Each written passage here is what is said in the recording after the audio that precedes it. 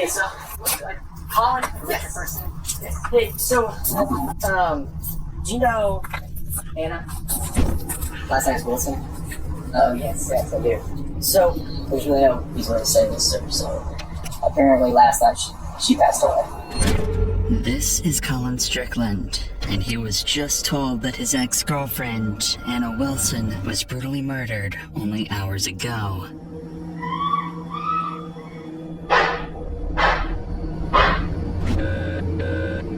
Austin 911, what's your emergency? My friend is staying with me, and I just walked in, and she's laying on the bathroom floor, and there's blood everywhere. Austin, please!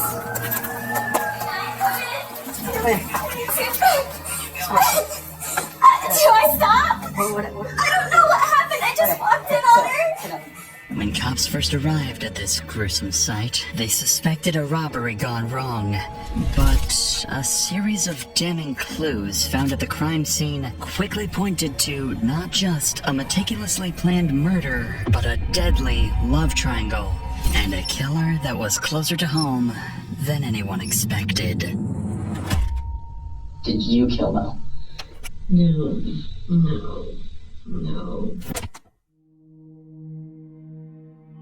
On May 11th, 2022, police were called to an address after a woman made this disturbing 911 call. What's the address of the emergency? It's 1708 Maple Avenue. Okay, tell me exactly what happened. My friend is staying with me, and I just walked in, and she's laying on the bathroom floor, and there's blood everywhere, and I don't know what happened. Is she awake? She's not awake. There's blood all over her face and all on the back of her head.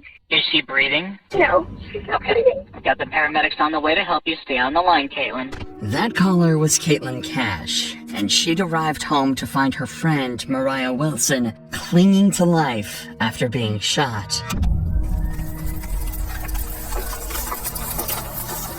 Austin, please!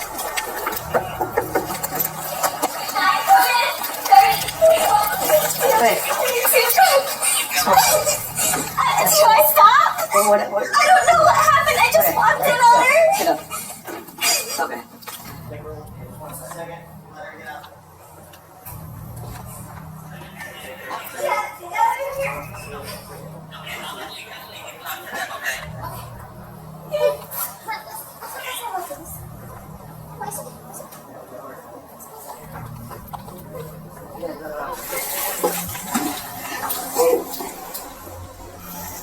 Yeah, headshot. Nobody heard any shots or how long she's been down? No. And that's it. Yeah. Oh, we got CSF in there. After assessing the situation, officers noticed cerebrospinal fluid, or CSF for short, oozing onto the floor. This fluid surrounds the brain, meaning the bullets had actually pierced her skull and killed her instantly. This meant there was no saving her, no matter what anyone did. But officers could still bring her killer to justice, which is why they need answers right now. Answers that only Cash can give, as she is the only witness that officers currently have. Do you know if he's talking to anyone or any friends? I know you say you don't live here. Yeah, she was with my friend Colin. Yeah. Colin Strickland. Colin Strickland. Yeah. They went swimming. Did you see a gun or anything like that on anyone you were in? Colin, you said Colin Strickland. Yeah. And you know where Colin Strickland is? No, but I have his phone number. Yeah, I can call him. Or I can give you his phone number. Information from you. You said, so she went swimming with Colin Strickland? Went swimming. I left to go have dinner with my friends, and then I came back. Yeah, this is my house. This is your house. This is my house. She's staying with me. Right now, police are a bit disoriented as to what exactly went down just hours earlier, but they would soon run into some evidence that would change everything. Worth noting is that situations like these can be extremely traumatizing for those involved, but that's also the When I left here at 5:30. Are you guys friends? You and him are friends, or like acquaintances? don't know what car he drives. He's a cyclist. A cyclist? Yeah. Does he live in this area? He lives in South Austin. Does she have like a license or wallet up there at all? You know? She should. Yeah. She said she's from San Francisco? Well, she's from Vermont, but she's living in San Francisco. So she came to visit you? Yeah. Okay. Yeah, I was just here for a bike race this weekend. Okay. Did her and Collins have an argument at all, do you know? I don't have any idea. You don't know- The you know- only thing I know is she said I'm meeting him to go sweating. Okay. Alright, what time was that? 5. 5 p.m. today? Yeah, I mean, I can see it in my text messages. I just When was the last time you saw her? Was that when you saw her? Or you had eyes on her? for dinner at 5:30. So you left for dinner at 5:30. What time did you come back? Right 2 minutes before I called 911. Okay, so According to Cash, Mariah had been with Colin, her ex-boyfriend, all day and was home only a few minutes before she was found dead. This made Colin a major person of interest that the cops would interview later on. But for now, there are more pressing matters. It turns out, Mariah was in town for a bike race and had brought along with her a $14,000 racing bike which could have been a massive target for someone. And as the cops would soon find out, that bike was missing. It quickly became a possibility that someone could have been waiting for Mariah to be home alone and attempted to rob the bike, only for Mariah to resist and end up getting killed. This being their only lead, officers needed to trace down where this bike went, as it could take them straight to the murderer. That's her bike. her? Cover, yeah. So where did the bike go? Probably there. Did she keep the bike in the garage or did she keep the bike in the So from right to right, this first unit right here, this is from these are her leftovers. So So this bike cover is big, yeah. so where would her bike be at?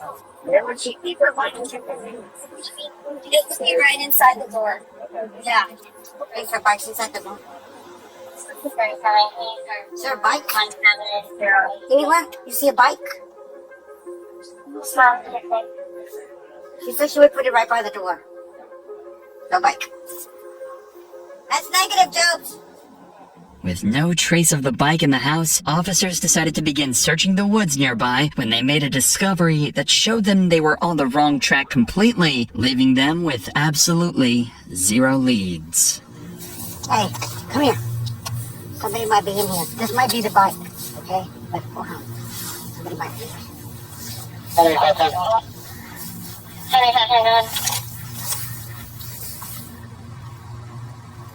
Okay. All right. Over there. Airport 32, I located the bike. Since the bike was dumped nearby, officers suspected that this was placed as a red herring for them to chase. Officers are being tricked, and if the killer is smart enough to trick officers, they're also smart enough to begin covering up their tracks. This is why the officers swiftly moved to gather evidence from the scene, the most important of which are the shell casings from the bullets used. There's one right there. You said right there. Where? There's one right there. One right there. Okay. Those bullet shells will help cops identify the gun used. Now they just had to find that gun, and the shooter, who officers initially believed could have been Cash. It is for this reason that officers bring Cash back to the police station in order to conduct a crucial test to confirm whether she's innocent or not. So, let me tell you this up front. By no means in the world do I think that you did any of this, okay? But so what they're gonna do, we're just gonna have them swab your hands for gunshot residue. If we don't do this to you, then in court they can say, oh, what about this other person? Why didn't you do this part of the investigation? A GSR, or gunshot residue swab test of Cash's hands, presented a negative result. Considering that Mariah was in a very narrow space of the home, officers concluded that Caitlin could not have been the one to murder her. Fortunately, though, Cash did provide an important piece of information. The last person in contact with Mariah was Colin Strickland. Digging deeper into this, cops discovered that the two were having drinks at a nearby cafe and have never suspected that this would be the last time that they saw each other. This is why Colin was an important lead who could give officers valuable insight about the events leading up to the murder. But before police went in to interview Colin, they noticed some houses in the neighborhood had CCTV cameras installed, which could possibly help reveal the killer's identity. When investigators watched the footage back, they found something very interesting.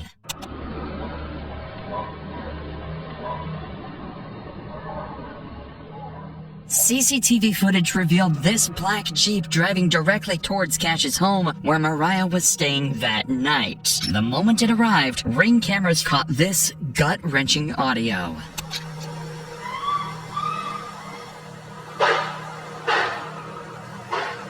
And immediately after the shooting, the killer escaped. Although this was a massive breakthrough, there was one glaring issue. Officers had no way of identifying the driver. After all, the cameras were too grainy, and the vehicle was too far away for officers to get a shot of the driver or run the plates. However, only a few days later, they come across something incredibly interesting when going to question Colin Strickland, Mariah's ex-boyfriend.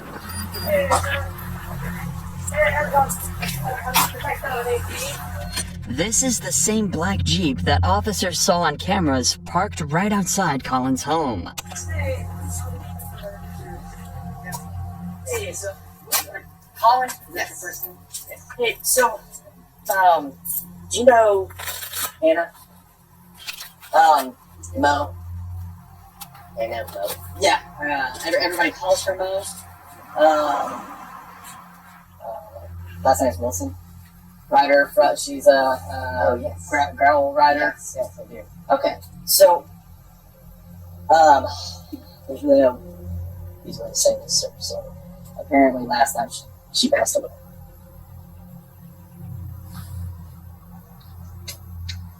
How did? Yeah. Right now it's an open investigation, but it is being investigated as a homicide. Right now, the cops know he was the last person to see her alive. They've discovered a vehicle in his driveway that matches the one captured on security cameras, and it even has a bicycle rack attached to the rear end. Colin Strickland has just become their #1 suspect. But he doesn't realize this yet, as officers continue to question him. Okay.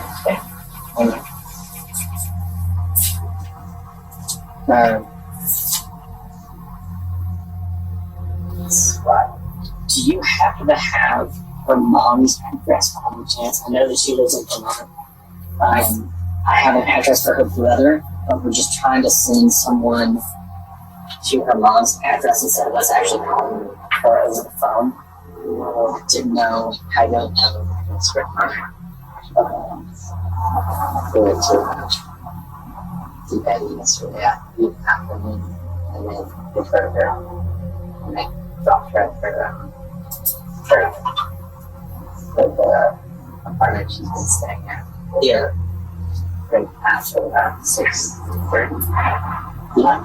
The cop intentionally avoided telling Colin how Mariah died, as they do with any suspect in a murder case, but they notice his body language is concerning, as he is barely able to look them in the eyes. This could either be because of pure shock, as the two had spent the previous day together, or in the worst case scenario, he's afraid to look them in the eyes because he had something to do with the murder. So to uncover these secrets, police started looking into Colin's life and his history with Mariah. This is when they discovered Caitlin Armstrong, Colin's girlfriend who separated from him in October 2021, but then got back together a month later in November. However, during their breakup period, he had a month-long romantic affair with Mariah and remained in contact with her even after he resumed his relationship with Caitlin. Immediately, officers began suspecting that Caitlin could be one of the major suspects in this investigation. These suspicions were further confirmed when they ran the plates of the black Jeep and found that it didn't belong belonged to Colin, but it was actually owned by Caitlin. Considering that Colin was good friends with Mariah and Caitlin hated this made her a suspect in this investigation. So to get to the bottom of this, officers bring in Colin 2 days after the murder in order to achieve 2 objectives with 1 interview. The first would be able to see whether Colin has a solid alibi that he can present to the officers. After all, whether he did it or not, Colin was the last person to see Mariah alive. And the second is to gather information that can be used against other suspects, like Caitlin.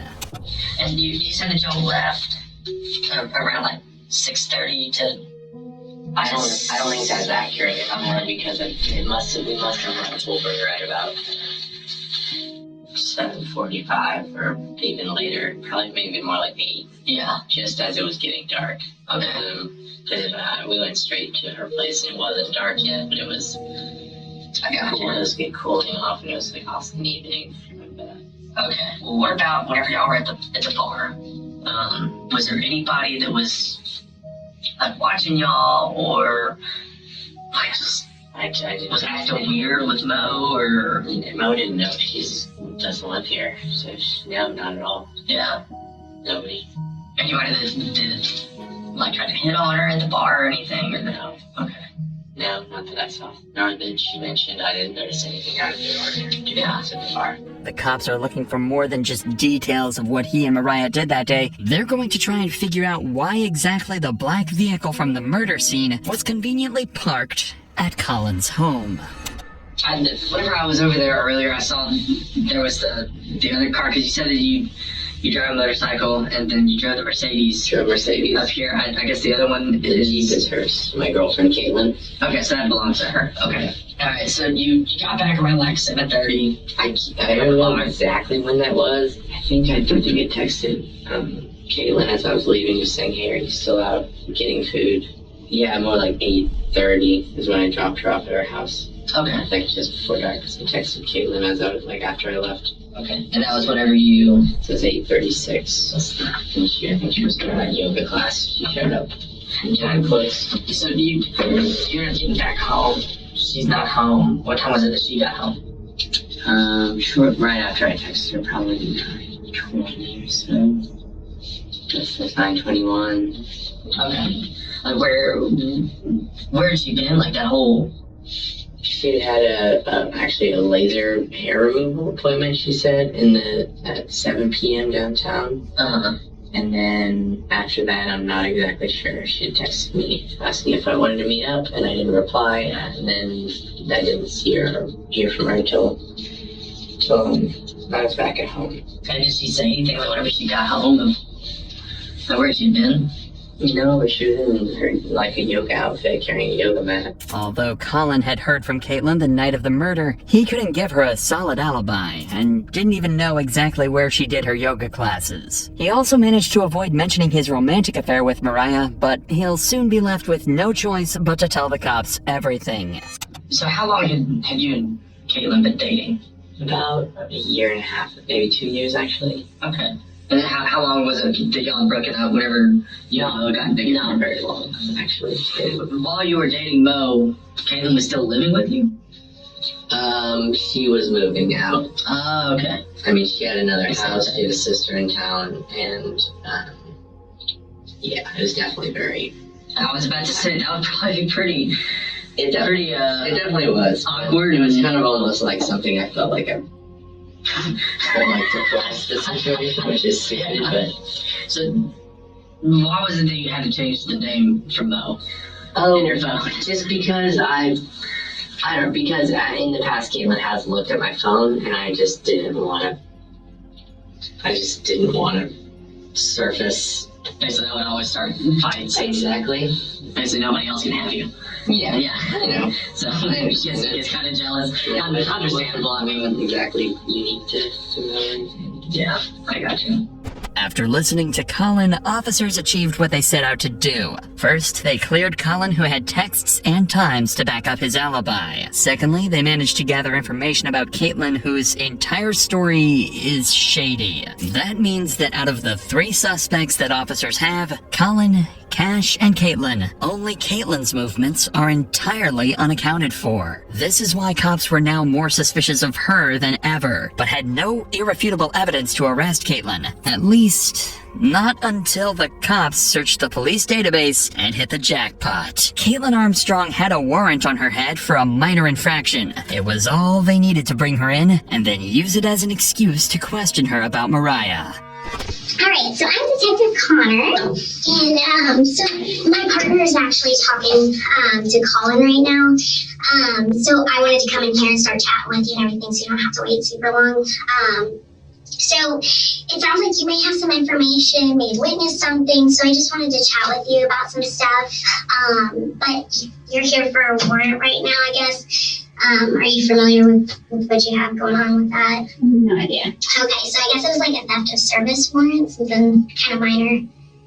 Nothing. Okay. So that's why you're here. You got a theft of service warrant. That's why you got picked up today and everything. So I was just letting you know on that part. Observe how the detective maintains an almost nonchalant demeanor, despite the gravity of the situation. This is deliberately done to create a sense of security for Caitlin, ensuring she remains unaware that she is under any suspicion by the police. Despite this, Caitlin appears noticeably tense and uneasy. Can you tell me what it was that was the theft of service? I can look. I'm not sure what it is at this point, but I can look that up later and get you a little bit more information on that for sure. But because you are here and because you were under arrest for that portion of it, we always have to read Miranda and stuff because I want to talk to you about some other stuff that's unrelated to that.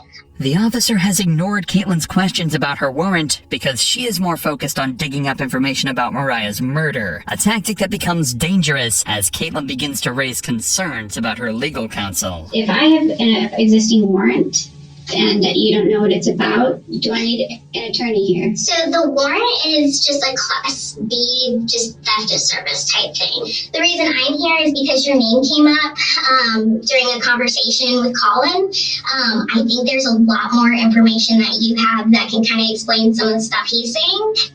But to be able to do that, I have to read you your rights, just so that you know and you're protected and things like that, okay? Okay, and so if you're reading me my rights, then I should That's because of the warrant, because you're under arrest for the warrant. So you're technically in custody because of that warrant. So they're two separate things. Does that make sense? I think so, but I have never heard. Even though they have Caitlin exactly where they want her, one tiny mistake is about to allow someone cops suspect to be a killer to walk away scot-free. Well, so that's what they were just knocking on the door is apparently that warrant, the date of birth was wrong. So it had your name, but the date of birth is wrong, so it's to a different person. So that's not, you're not under arrest, okay? Okay. I know, it's a little crazy.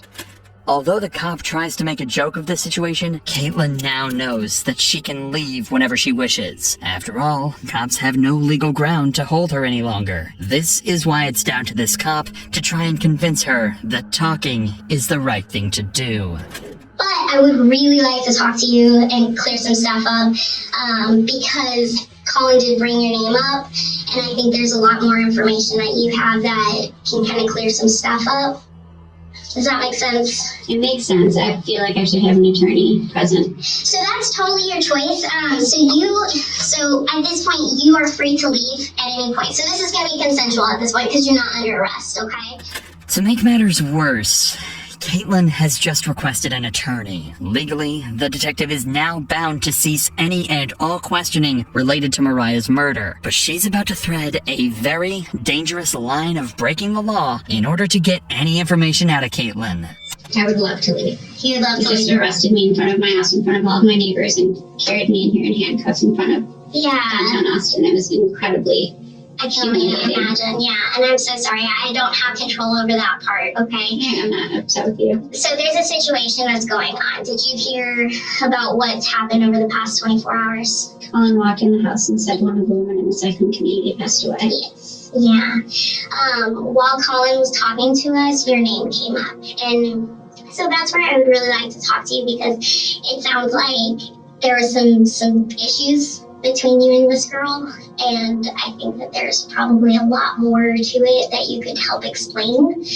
Okay, I'm not sure exactly what you mean or what information you Well, like? so it sounds like maybe he went out with this girl the other day, and maybe it sounds like from what he's saying that you were a little upset about it. And so that's why I kind of wanted to get your side of it, because that's not fair if he's just saying one thing and trying to go down a route, and I want to make sure that's not the case.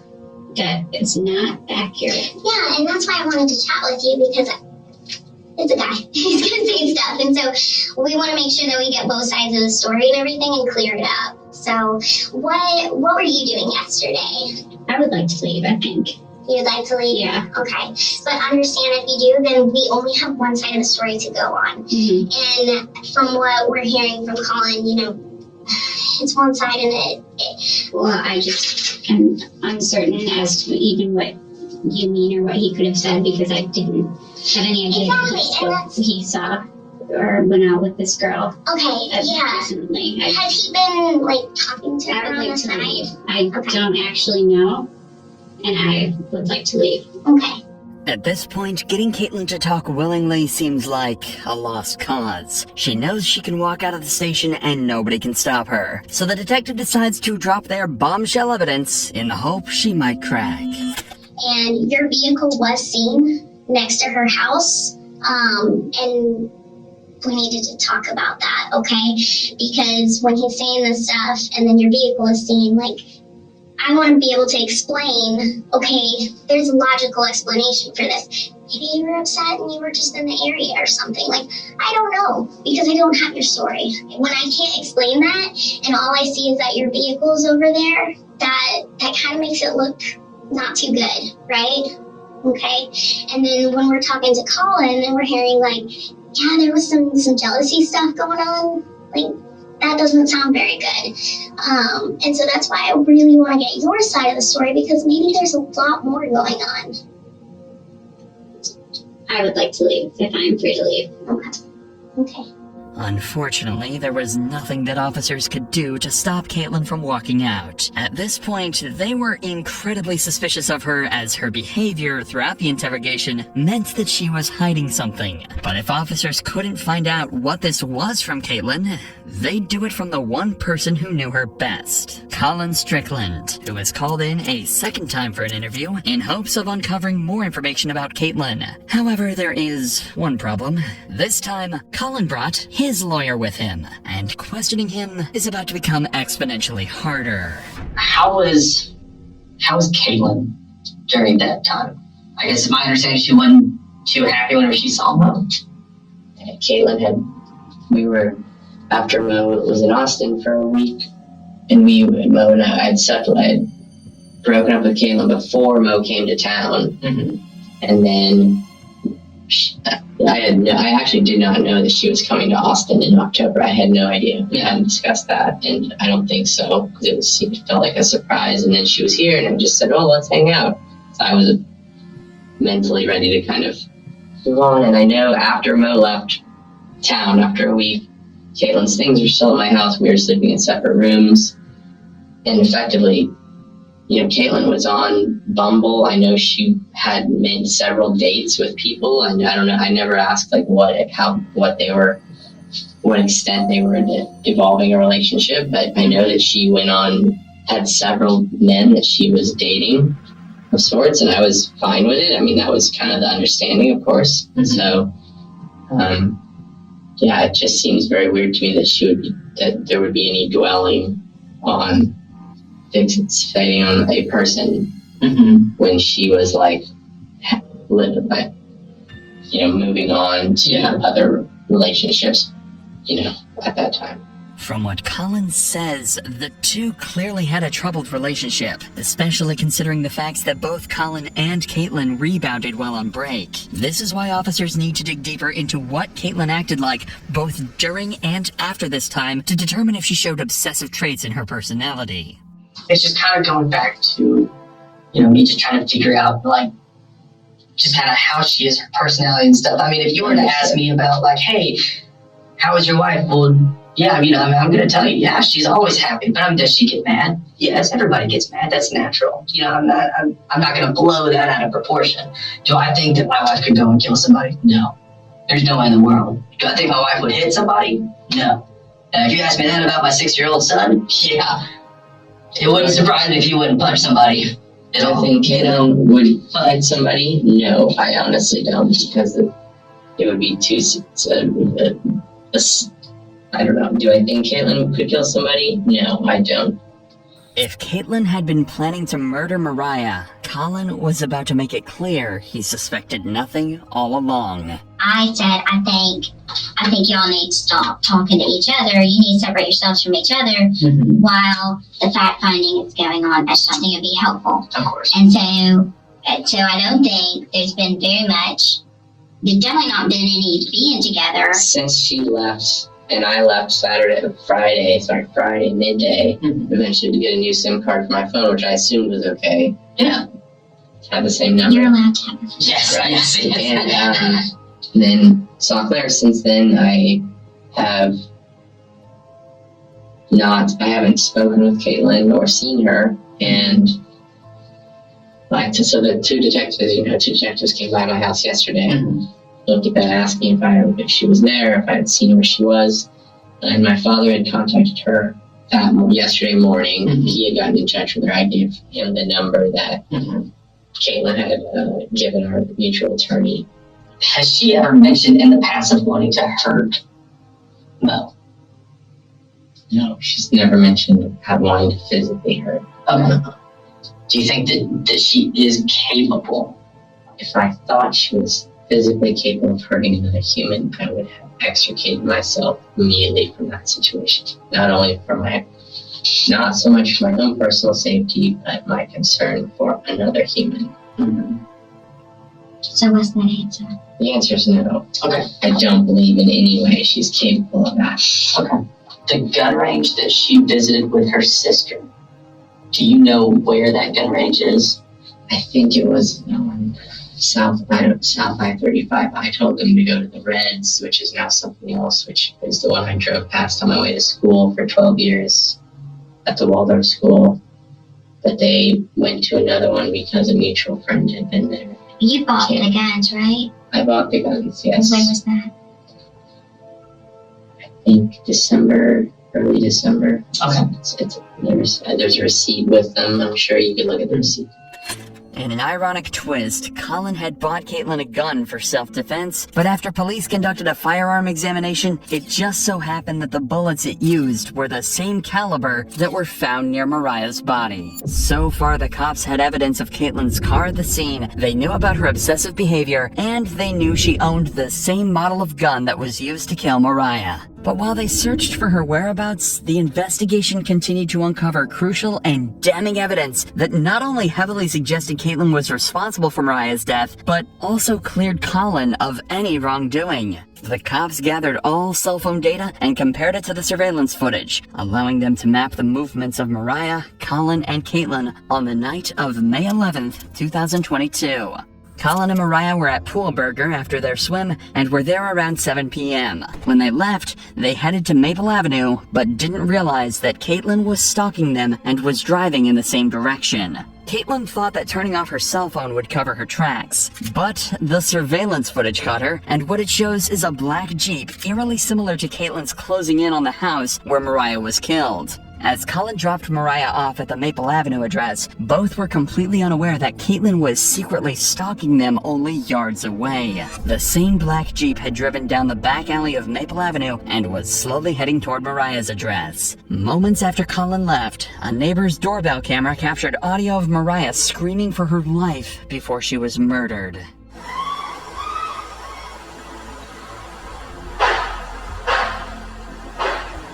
Colin's cell phone placed him driving away from the area before Mariah's death and cleared him as a suspect. This meant that the only person who could have killed Mariah was Caitlin. All that was left to do was arrest her. But when officers went to find her, they discovered a massive problem. Just hours before they solved the murder, Caitlin had left the country under a fraudulent passport which was originally her sister's. Caitlin likely did this to avoid using her own passport in case officers were keeping tabs on her, but the fraudulent passport gave her enough time to escape. After getting a search warrant for her Gmail records, officers found a flight ticket that was booked for a one-way flight to Costa Rica. Even CCTV footage obtained from Austin Bergstrom International Airport in Austin showed her boarding into the plane. An initial investigation into her records showed that she had booked a hostel in Santa Teresa Beach while working as a yoga instructor. So, to lure her out, an officer sent a message out on social media asking for a yoga teacher in the local area. Soon, Caitlin took the bait and replied to the ad and agreed to meet up.